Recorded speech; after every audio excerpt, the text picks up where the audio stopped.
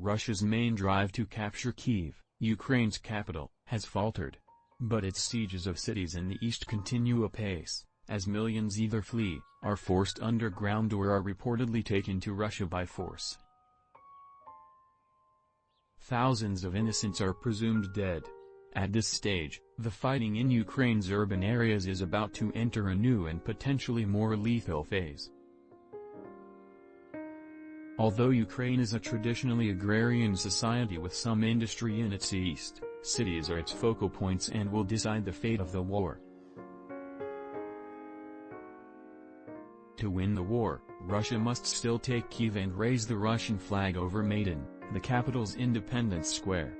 But to take the capital, it requires the conquest of several key nodes to gain control over critical choke points and shipping routes.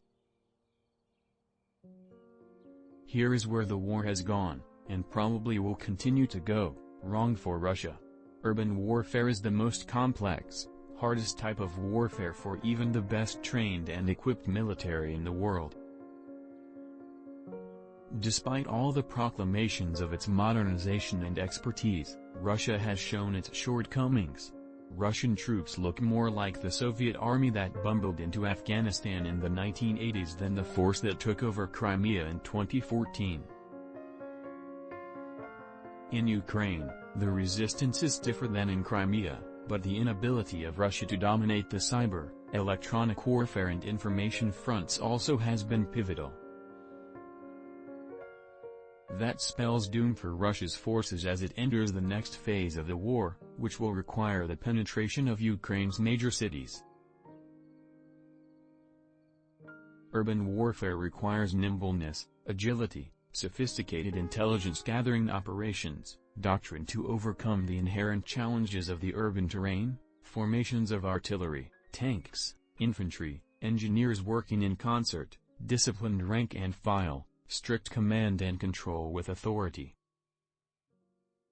Russia has none of this.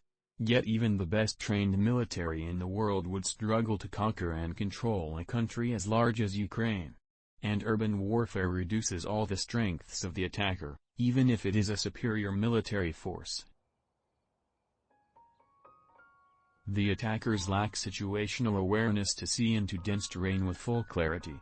They are confined to narrow streets and alleys, and are prevented from spreading out to support each other. Concrete obstacles and buildings provide a defense with protection and concealment.